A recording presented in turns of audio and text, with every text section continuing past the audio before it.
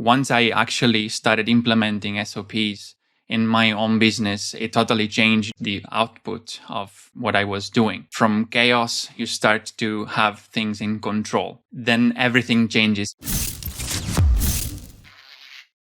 Gianmarco, welcome to the call. Good to have you here. Hey, Neil. Yeah, thank you very much. I'm excited about this. So we are talking about Amazon today, but we're specifically talking about processes, right? We're talking about standard operating procedures and what you refer to on your podcast as the seller process. So let's get into that today and explain what that actually means to people in terms of maybe the current operating business they might have on Amazon, or if they're interested in getting started. What would it mean to me, or frankly, in any business, right? Processes and procedures. Yeah, for sure. So, actually, one of the things I've learned by interviewing lots of people, like you are doing, in your podcast, I do the same in my podcast. And one thing I've learned, despite, seeing that a lot of people succeed in different ways in their own business, everybody has their own strategy or little tricks. But what I found is that, everybody, it's very strong. All the actually 7-8 figure sellers, or the ones who are succeeding, they are very strong in systems, processes, and SOPs. They have very strong understanding of the fundamentals. Okay, so that is actually one of the things I think maybe we can discuss later on if you're interested in. But I think one thing that it's mostly lacking in this business that I see through lots of sellers do is that they don't have like a very good understanding of the fundamentals, okay, like business fundamentals. Because I think, many people have started this business several years ago and they were taking it as a side business, right? So something they do on the side while doing another full-time job. And that used to work with Amazon specifically like a few years ago, right? You could launch products. You for sure have been in those times where you could launch products and they were just selling by themselves with no much more to do. But now things are changing. So you gotta treat Amazon as a real business, right? So and you have to have the skills of a real entrepreneur in order to manage your business effectively, right? So the fundamentals are this, systems and processes, and all the most successful sellers, they understand that. So although they have all different strategies to succeed, they all know that the fundamental things are systems, processes, and SOPs. All of them have this part very strong built up in their business. So yeah, that's how it relates to us. So standard operating and procedures. Let's go through SOP because it's a definition someone on here might not understand if they're not familiar. Yeah. Let's break some of this down, people. The three things you were just talking about. So SOPs, seems like an intimidating word. It stands for Standard of Operating Procedures, and what actually is just the way you do things. Okay, it's either written down or in a video form, so that it basically serves as the model, or let's say the easiest path or most efficient way to do a specific task. Okay, so think that everyone already has SOPs in their business. If you are managing your business, you already have SOPs. They're just not written down. They're not recorded. You have it in your mind. And that's where basically, this systemization process of your business starts, by putting the process that you have in mind, putting them down or in a video form into a formal SOP. So basically, in this way, you can start automating the process and do repeatedly the same process over and over. Okay, so that's the easiest let's say explanation I can give for an SOP. Okay, so if I'm looking to do something like that, maybe in my business, how do I, what's the first few things I should do as a beginner to kind of get started in that process? Yeah, sure. So first of all, actually, I prefer to call it capture systems instead of making or creating SOPs, because the real thing is that you already have those processes in place, okay? So you just need to capture them. So how do you capture them? The easiest way is that the next time, after you finish listening this podcast, the very next item that you have in your calendar, you can get a video recorder, or you can even use Zoom for that, or there are several video recorders, and just start basically doing the same process that you would do like normally in your business, and just start performing that, but thinking out loud, like explaining out loud the steps that you are going through. You stop the recording, and that will be your first SOP. Okay, as simple as that. Obviously, it can get more complex. Obviously, you can make it more professional, more complex. But this is, let's say version 1 of your first SOP. Okay, so then if you want to go further, there's a number of suggestions or that I can give, or anyway, you can also implement those, like go deeper into each steps and implement those SOPs in a more structured way. And it's something you actually know very well because you're running an Amazon business right now in transparency, so people who understand where the experience is coming from. You have a background in selling for years now, and you're a Voltage client, so you're also learning how to obviously scale and grow your business. Let's back a little farther back there and give us some more input into you and your experience as a seller that led to some of these epiphanies and awarenesses and things you're focused on now. Yeah, sure. So very briefly, my background comes from startups, the startup world in the e-commerce. I launched my first startup in Shanghai 7 years ago. I was living in Shanghai, and I launched this first startup. I was an e-commerce platform built up on WeChat, which is a social media in China. And basically, we were selling food products to the Chinese market. I got more, familiar with sourcing products in China. So that's when, like after 2 years, I started, sourcing my products for an Amazon business. In 2018, it was kind of the hot business that everybody was talking about. All the YouTube videos were talking about how to start selling on Amazon. So I started selling through, sourcing my products from like nearby factories, and that's where my journey began. But with my startup experience, I've learned that I started that startup at 21, and so I literally made all the mistakes in the book.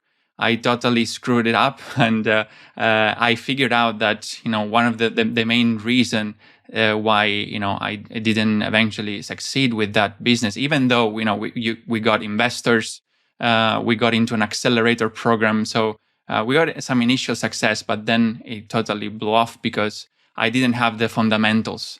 I didn't understand SOPs and systems. There were no processes at that time. I didn't even know the word SOP. Okay, so basically I learned it the hard way. So from then on, I basically spent, majority of my working life, let's say, to improve my entrepreneurial skills in this specific topic, systems, processes, and SOPs. And that's why, I then started implementing this knowledge in my Amazon business.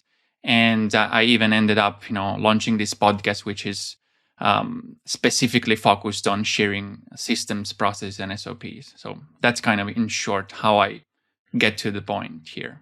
Yeah. So how has it affected your business positively, negatively in your experience? Was the time developing these processes and SOPs in your business been a huge help for your growth? Well, I mean, as I mentioned before, all these people that I interviewed, they are all very strong in the SOPs and systems. So once I actually started implementing SOPs in my own business, it totally changed the output of what I was doing.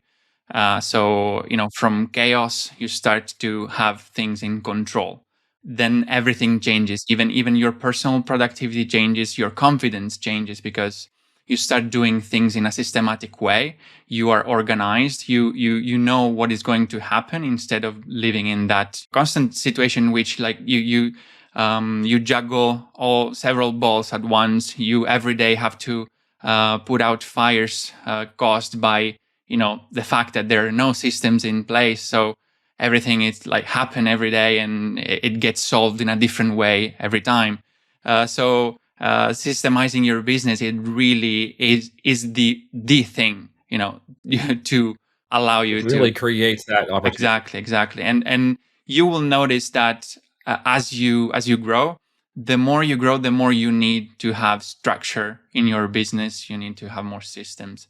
Yeah, you can't make certain things move faster. And especially in the pipeline of product building and brand building within Amazon, there is a certain structure and a way you do things to repeat that process faster and faster to gain expected results from the outcome. If you're going to launch one product and two products and three products, it's probably a little early for you to have a full SOP in place, but it's also good for you to understand the steps you're taking to get those in the market as sales are going. So by the time you get to your fourth, fifth, and sixth SKU in the marketplace, you're now starting to systematize and document what's happening so that you can actually grow very quickly. One of the things we've used to scale, as you know, to the point where you can launch 10, 20 products a week is a complete systemized process of not only people, but documentation and repetitive processes with outcomes and expectations. One of the ways, and I'm sure you can echo this in your own experience, is with objectives and key results format and having three key objectives and with three key results that tie to the major process of product movement in the system.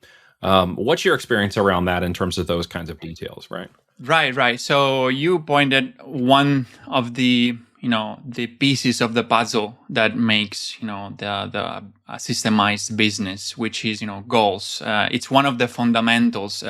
It's one of the fundamentals that I was talking about. Together with your numbers and your financials, your priorities, your goals and metrics are one of the piece of this puzzle.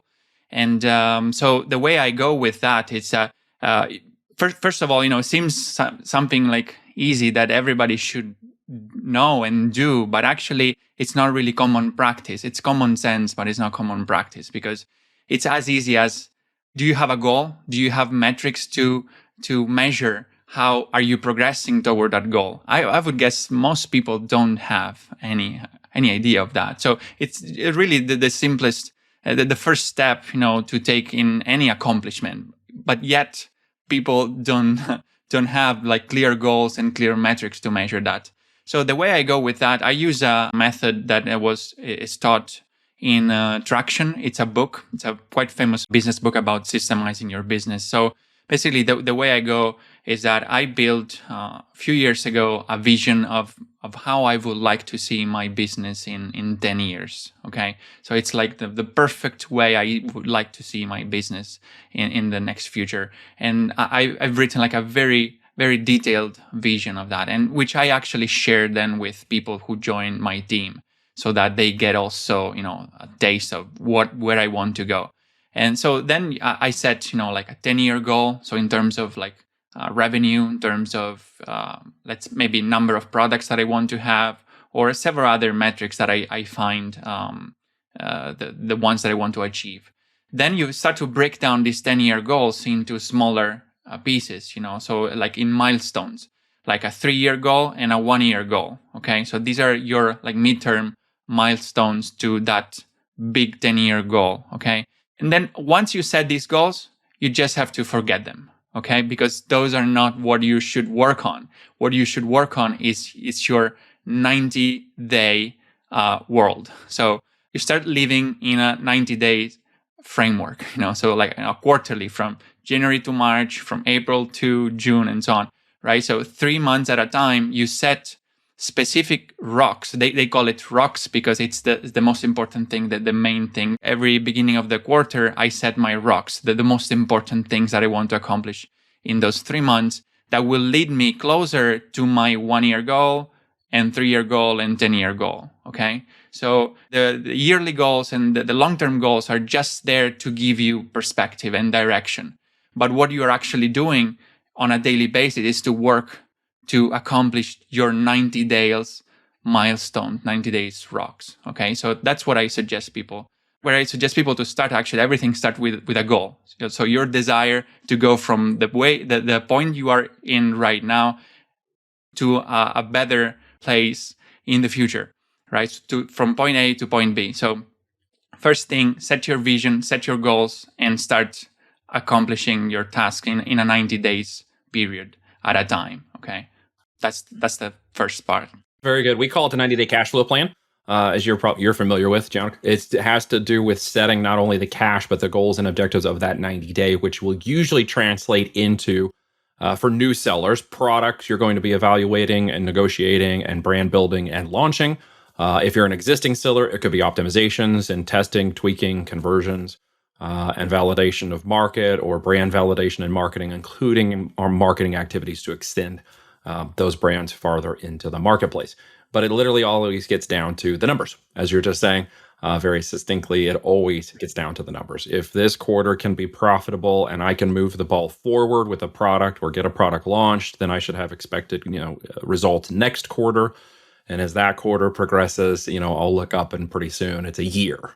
Those things will accomplish themselves pretty fast if you're understanding the pipeline.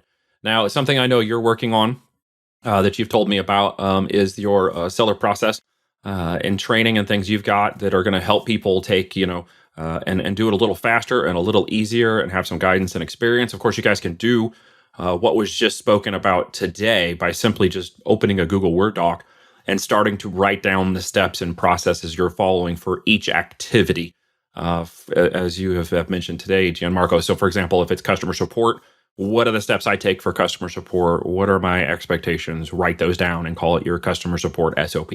Doesn't have to be perfect. Doesn't have to be worded right. There's some templates and stuff online you can go find to find SOPs for certain roles and tasks. If you don't know the roles and tasks of managing an Amazon business at this point, you might not be selling yet, and that may be something you need to get started doing. If you are selling one and you have products in the marketplace selling, as he has said today, you need to get out and get started on that. If that is a time consideration for you, if you are too busy running the business at this point and haven't gone back to define it, or maybe this is part of an entrepreneurial thing that you're doing and you want to get to the entrepreneurial stage, Gianmarco's got a training that's going to help you with the processes component of this and the standard operating procedure. You can go check it out. Gianmarco, where can they find you to go get that information if they want help building their processes? Yeah, for sure. So I've wrote an ebook that they can find in my website, thesellerprocess.com. But what you're talking about, the training that I do on systemization, that I help people to systemize their business through my frameworks, and I share all my tools and everything that I use in my business. People can find it in my website at thesellerprocess.com/systemize. Okay. sellerprocess.com/systemize. So there they can find, my training. We'll have that in the show notes as well. Folks, I'd recommend you check that out. Gianmarco has a ton of experience in this. He talks to people about it all the time on his podcast. If you found today to be very helpful and insightful, I would encourage you to check out what he's doing. Gianmarco, thanks so much for coming on the call. That was awesome. Thank you, Neil.